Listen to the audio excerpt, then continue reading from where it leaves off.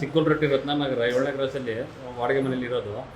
ಈಗ ಏಕ್ದಮ್ metre change ಮಾಡಿದ್ರೆ 7ನೇ ತಿಂಗಳಲ್ಲಿ ಮೀಟ್ರ್ ಚೇಂಜ್ ಮಾಡಿದ್ಮೇಲೆ ನಾವು 2 ಸಲ ಬಂದು ಇಲ್ಲಿ JE ಅವ್ರಿಗೆ ಕಂಪ್ಲೇಂಟ್ ಮಾಡಿದ್ದೀವಿ. ಕಂಪ್ಲೇಂಟ್ ಮಾಡಿದಾಗ ಅವರು ಚೇಂಜ್ ಮಾಡಿಸ್ತೀನಿ ಅಲ್ಲಿ ರೀಡ್ರಿಗೆ ಹೇಳಿ ಅಂತ ಹೇಳಿದ್ರು. ಮತ್ತು ಅವ್ರು ಯಾವುದು ಪ್ರೊಸೆಸರ್ ಹಂಗೆ ತೊಗೊಂಡಿಲ್ಲ, ಹಂಗೆ ಬಿಟ್ಟಿದ್ರು. ಆಮೇಲೆ ಈಗ ಈ ಮಂತಲ್ಲಿ ಏನಾಗಿದೆ, ನಮಗೆ ಒಂದೇ ಸಲ 180 ಯೂನಿಟ್ ಹಾಕಿ ನಿಮಗೆ ಮೀಟ್ರ್ ಯಾವಾಗ ಚೇಂಜ್ ಮಾಡಿದ್ರು? ಮೀಟ್ರ್ ಚೇಂಜ್ 7ನೇ ತಿಂಗಳಲ್ಲಿ ಬಂದು ಚೇಂಜ್ ಮಾಡಿದ್ದಾರೆ. ನಾವು ಇರಲಿಲ್ಲ, ಅವರೇ ಬಂದು ಚೇಂಜ್ ಮಾಡ್ಬಿಟ್ಟು ಹೊಂಟೋಗಿದ್ದಾರೆ. ಏನಕ್ಕೆ ಚೇಂಜ್ ಮಾಡಿದ್ರು ಅದು ನಮ್ಗೆ ಗೊತ್ತೇ ಇಲ್ಲ ಪರ್ಪಸ್ಸು. ನಾವು ಬಿಲ್ ಬಂದಾಗೆ ನಮ್ಗೆ ಗೊತ್ತಾಗಿದೆ ಇದೇನು ಮೀಟ್ರ್ ಚೇಂಜ್ ಆಗಿದೆ ಅಲ್ಲ ಅಂತ ಕೇಳಿದಾಗ ಮೀಟ್ರ್ ಚೇಂಜ್ ಮಾಡ್ಬಿಟ್ಟು ಹೋದ್ರೆ KEB ಅವ್ರು ಬಂದು ಅಂತ ಅಂದರು. ಅಲ್ಲಿಂದ ಇಲ್ಲಿವರೆಗೂ ನಮಗೆ ರೀಡಿಂಗು ಮಿನಿಮಮ್ ಬರ್ತಾಯಿತ್ತು. ಕೆಲವು ಒಂದು ಮಧ್ಯದಲ್ಲಿ ಒಂದು 2-3 ತಿಂಗಳು 30 ಯೂನಿಟ್ ಹಾಕಿದ್ರು. ಅದರದ್ದು 350 250 ಹಿಂಗೆ ಬರ್ತಾಯಿತ್ತು. ನಾವು ರೆಗ್ಯುಲರ್ ಆಗಿ 6 ವರ್ಷದಿಂದ ಆ ಮನೇಲಿ ಬಾಡಿಗೆಗಿದ್ದೀನಿ. ನಮ್ಗೆ ಬರ್ತಾ ಇದೆ ಒಂದು ಬಾಡಿಗೆದಾರ. ಹೌದು ಸರಿ. ಒಂದು ತಿಂಗಳಿಗೆ 300 ರೂಪಾಯಿ ಬರ್ತಾಯಿತ್ತು. ಸರಿ, ಮೀಟ್ರ್ ಬಿಲ್ಲು ಮೋಟ್ರಿಗೆ ಅಂತ. ಈಗ ನೋಡಿದ್ರೆ ಏಕ್ದಮ್ 2 ತಿಂಗಳಿಗೆ 180 ಯೂನಿಟ್ ಹಾಕಿದ್ದೀವಿ. 180 ಯೂನಿಟ್ ಹಾಕಿದ್ದೀವಿ ಅಂತ ಹೇಳಿ 1444 ರೂಪಾಯಿ ಹಾಕಿದ್ದಾರೆ. ಅದನ್ನು ಇಂಟು 7ಕ್ಕೆ ಡಿವೈಡ್ ಮಾಡಿ 4307 ರೂಪಾಯಿ ಅರಿಯಸ್ ಹಾಕಿದ್ದಾರೆ. ಒಟ್ಟು 5751 ರೂಪಾಯಿ ಬಂದಿದೆ. ನಾವಿದೆಲ್ಲ ಇವ್ರಿಗೆ ಆಗಲೇ ನಾವು ಎಲ್ಲಿ ನಿಮ್ಮ ಮನೆ ಎಲ್ಲಿ ಬರುತ್ತೆ ಸರ್? ರತ್ನನಗರ ಚಿಕ್ಕುಲ್ರಟ್ಟಿ ಐರಾಶ್ರಮ ಹಿಂಭಾಗ ರೋಡ್, ನೈಸ್ ರೋಡ್ 7ನೇ ಕ್ರಾಸ್. ಓಕೆ. ಇವಾಗ ನಿಮಗೆ 7 ತಿಂಗಳಿಂದ 6 ತಿಂಗಳಿಂದ ನಿಮ್ ಬಿಲ್ ಬಂದಿದ್ದಿಲ್ಲ. ಹೌದು. ಏಕ್ದಮ್ ಇವಾಗ 5751 ರೂಪಾಯಿ ಬಂತು ಒಂದೇ ಸಲ. ಆದ್ರೆ ಹಳಿದ ಬಿಲ್ ತೋರಿಸಿ ಎಷ್ಟು ಬಂದಿದೆ ನೋಡೋಣ. 1 ತಿಂಗಳು ಮಿನಿಮಮ್ ಹಾಕಿದ್ರು 123 ರೂಪಾಯಿ ಮಿನಿಮಮ್ ಹಾಕಿದ್ರು.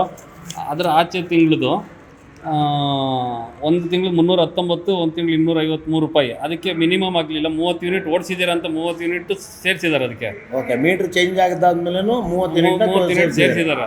ಓಕೆ. ಈಗ ತಿಂಗಳ ಬಿಲ್ಲು 1ನೇ ತಿಂಗಳ ಬಿಲ್ಲು ಜನವರಿದು. ಇದು ಜನವರಿ, ಇದು ಡಿಸೆಂಬರ್ ಜನವರಿದು 3 ತಿಂಗಳದ್ದು ಇಲ್ಲಿ ಸೇರಿಸಿ ಇಲ್ಲಿ 573 ರೂಪಾಯಿ ಬಂದಿದೆ. ಇವಾಗ ಇದ್ರ ಬಗ್ಗೆ ನೀವೇನು ಹೇಳ್ತೀರಾ ಸರ್?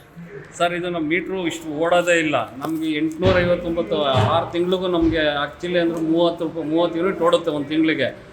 ನಮಗೇನಿಲ್ಲ ಅಂದ್ರೂ ಒಂದು 40ರಿಂದ ಒಂದು 400 ಯೂನಿಟ್ ಓಡ್ಬೋದಿತ್ತು 7 ತಿಂಗಳಿಗೆ ಅಷ್ಟೇ. ಅದು ಜಾಸ್ತಿ ಓಡ್ತಾ ಇರಲಿಲ್ಲ. ಆದರೆ ಇವರು ಲೆಕ್ಕಾಚಾರದ ಪ್ರಕಾರ ಇಲ್ಲಿ ಸಿಕ್ಕಾಪಟ್ಟೆ ಹಾಕಿದ್ದಾರೆ. 5771. ನಾವು ಬಾಡಿಗೆ ಮನೇಲಿ ಇಷ್ಟೊಂದು ಹೆಂಗೆ ಕಟ್ಟೋದು ಸರ್? ಮಾನ್ಯ MD ಅವರೇ, 2025 3ನೇ ತಿಂಗಳಲ್ಲಿ ನೀವೊಂದು ಲೆಟ್ರ್ ಹಾಕ್ತೀರಾ. 15ನೇ ತಾರೀಕಿಗೆ ಫೆಬ್ರವರಿ 15ಕ್ಕೆ ಒಂದು ಲೆಟ್ರ್ ಹಾಕ್ತೀರಾ. ಇನ್ನು ಮೇಲಿಂದ ಎಲ್ಲವೂ ಕಂಪಲ್ಸರಿ ಸ್ಮಾರ್ಟ್ ಮೀಟ್ರನ್ನ ಹೊಸದಾಗಿ ಸಂಪರ್ಕ ಪಡೆಯೋರು ತಗೋಬೇಕು ಅಂತ ಹಾಕ್ತೀರಾ. ಆದರೆ ಇಲ್ಲಿ 5ನೇ ತಿಂಗಳು 6ನೇ ತಿಂಗಳು 7ನೇ ತಿಂಗಳಲ್ಲಿ ಸ್ಟ್ಯಾಟಿಕ್ ಮೀಟರ್ಸ್ನ ಚೇಂಜ್ ಮಾಡಿಸ್ತೀರಾ. ಇದು ಯಾವ ರೀತಿಯ ಲೆಕ್ಕಾಚಾರ? ನಿಮ್ಮ ಕಂಪನಿಗೆ ಒಂದು ಧೋರಣೆ, ಸಾರ್ವಜನಿಕರಿಗೆ ಒಂದು ಧೋರಣೆ, ಈ ಥರ ಮಾಡೋದು ಎಷ್ಟು ಸರಿ? ಒಟ್ಟಾರೆಯಾಗಿ ಕಂಪನಿಯ ನಿಲುವುಗಳು ದ್ವಂದ್ವ ನೀತಿಯಲ್ಲಿದೆ. ನಿಮ್ಮದು ಯಾವುದೇ ರೀತಿಯಾದ ಒಂದು ನಿರ್ದಿಷ್ಟ ನೀತಿಗಳನ್ನ ನೀವು ಅನುಸರಿಸ್ತಾ ಇಲ್ಲ. ಇವಾಗ ನೀವು ಹಳೆ ಮೀಟ್ರ್ಗಳನ್ನ ಚೇಂಜ್ ಮಾಡಿ ಸ್ಟ್ಯಾಟಿಕ್ ಮೀಟರ್ಸ್ನ ಹಾಕ್ಸಿದ್ದೀರಾ ಕಳೆದ 7ನೇ ತಿಂಗಳು. ಇವಾಗಲೂ ಇನ್ನೂ ಹಲವಾರು ಭಾಗಗಳಲ್ಲಿ ಈ ಮೀಟ್ರನ್ನ ಚೇಂಜ್ ಮಾಡಿಸುವಂಥ ಕಾರ್ಯಕ್ರಮ ಮಾಡ್ತಾಯಿದ್ದೀರಿ. ಇದು ಯಾವ ಪುರುಷಾರ್ಥಕ್ಕೋ ಗೊತ್ತಿಲ್ಲ. ಒಂದು ಕಡೆ ಸ್ಮಾರ್ಟ್ ಮೀಟ್ರಿಗೆ ಬೆಂಬಲ ಕೊಡಿ, ಸ್ಮಾರ್ಟ್ ಮೀಟ್ರನ್ನ ಬದಲಾಯಿಸಿ ಅಂತ ಹೇಳ್ತೀರಾ.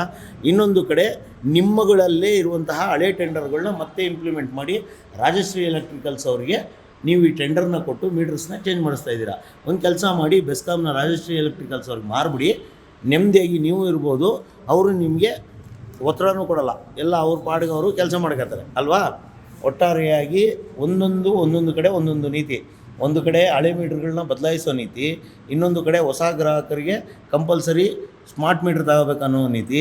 ನಿಮ್ಮಲ್ಲೇ ನ್ಯಾಯವಾದ ಒಂದು ಸಾರ್ವಜನಿಕರಿಗೆ ಬದ್ಧತೆ ಇರುವಂತಹ ಕಾಮಗಾರಿಗಳನ್ನಾಗಲಿ ಅಥವಾ ಯೋಜನೆಗಳನ್ನಾಗಲಿ ನೀವು ತರ್ತಾ ಇಲ್ಲ. ಈ ರೀತಿಯ ಗ್ರಾಹಕರಿಗೆ ತೊಂದರೆ ಕೊಡ್ತಾಯಿದ್ದೀರಿ. ಏಕ್ದಮ್ ಆಗಿ ನೋಡಿ, 6ನೇ ತಿಂಗಳು 7ನೇ ತಿಂಗಳಲ್ಲೋ ಮೀಟ್ರ್ ಚೇಂಜ್ ಮಾಡಿಸ್ತಾರೆ. ಅದನ್ನು ಸಿಸ್ಟಮಲ್ಲಿ ಇದು MC ಆಗಲ್ಲ. MC ಅಂದರೆ ಮೀಟ್ರ್ ಚೇಂಜ್ ಆಗಲ್ಲ. ಮೀಟ್ರ್ ಚೇಂಜ್ ಆಗಲಿದ್ದಾಗ ಸುಮಾರು 6 ತಿಂಗಳನ್ನ ಒಂದು 30 ಯೂನಿಟ್ನ ಅವರೇಜ್ನ ತಗೊಂಡು ಅಥವಾ 40 ಯೂನಿಟ್ನ ಅವರೇಜ್ನ ತಗೊಂಡು ಇವ್ರು ಏನು ಮಾಡ್ತಾರೆ, 4307 ರೂಪಾಯಿ ಅರಿಯರ್ಸ್ ಅಂತ ತೋರಿಸ್ತಾರೆ. ಇದೆಷ್ಟು ಸರಿ? ಇವರು ದುಡ್ಡು ಕಟ್ಟಿ ಅರಿಯರ್ಸ್ ಅಂತ ತೋರಿಸೋದು ಎಷ್ಟು ಸರಿ ಇದು? ಇಲ್ಲೊಂದು. ಆಮೇಲೆ ಒಂದೇ ತಿಂಗಳಿಗೆ 185 ಯೂನಿಟ್ ಕೊಡ್ತೀರಾ. 185 ಯೂನಿಟ್ಗೆ ಎಷ್ಟು ಬಂತು? 1444. ಅಂದರೆ ಇವ್ರಿಗೆ 6×3=18. ಪ್ರತಿ ತಿಂಗಳು ಮಿನಿಮಮ್ 30 ಯೂನಿಟ್ ಬರಬೇಕಾಗಿದ್ದು ಬಿಲ್ಲು ಏಕ್ದಮಾಗಿ ಬಂತು. ಅದನ್ನು ಸ್ಲ್ಯಾಬು ಇನ್ನೊಂದು ಮತ್ತೊಂದು ಮಾಡಿ ಅರಿಯರ್ಸ್ ಅಂತ ಸುಳ್ಳು ಅರಿಯರ್ಸ್ನ ತೋರಿಸಿದ್ದೀರ. ಒಟ್ಟಾರೆಯಾಗಿ ಮೀಟ್ರ್ ಚೇಂಜು ಸಾಫ್ಟ್ವೇರ್ ಸರಿಯಿಲ್ಲ, ನಿಮ್ಮಲ್ಲಿ ಒಂದು ನ್ಯಾಯವಾದ ನೀತಿ ಇಲ್ಲ. ಈ ರೀತಿಯಾಗಿ ಸರ್, ಇವಾಗ ನಿಮಗೆ ಇದರಿಂದ ಏನು ತೊಂದರೆ ಆಗುತ್ತೆ ಸರ್? ಹೌದು ಸರ್, ನಾವು ಇಷ್ಟು 6 ವರ್ಷದಿಂದ ನಾನು ಅದೇ ಮನೇಲಿ ಬಾಡಿಗೆಗಿದ್ದೀನಿ. ನಾನು ಸರಿ, ಕರೆಕ್ಟ್ ಅಲ್ಲಲ್ಲ, ಇವಾಗ ನಿಮ್ಗೆ 6 ವರ್ಷದಿಂದ ಇದ್ದೀರಾ, ನಿಮ್ಮ ಪ್ರತಿ ತಿಂಗಳು ಏನೋ ಮಿನಿಮಮ್ ಕಟ್ತಾ ಇದ್ರಿ, ಏನೋ ಮಾಡ್ಕೊಂಡು ಹೋಗ್ತಿದ್ರಿ.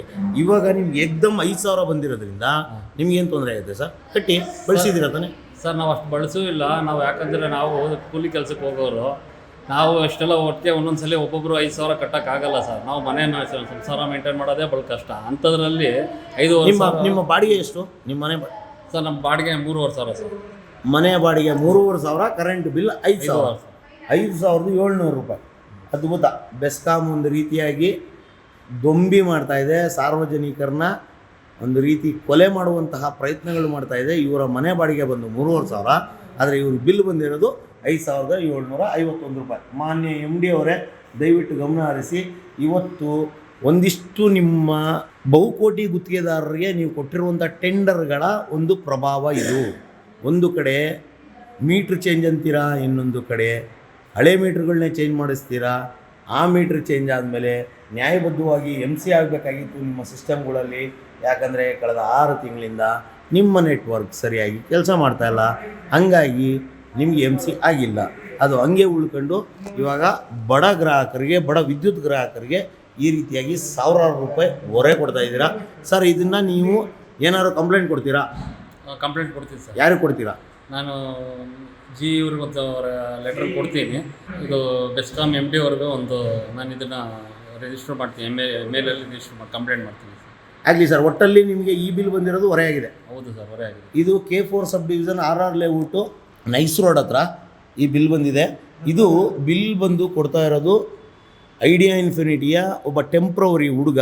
ನೋಡಿ, ಎಲ್ಲದರಲ್ಲೂ MD, ಇದರಲ್ಲಿ 1 ಬಂದಿದೆ, ಪವರ್ ಫ್ಯಾಕ್ಟರ್ 1 ಬಂದಿದೆ, MD 0, ಇದರಲ್ಲೂ ನೋಡಿ MD 0.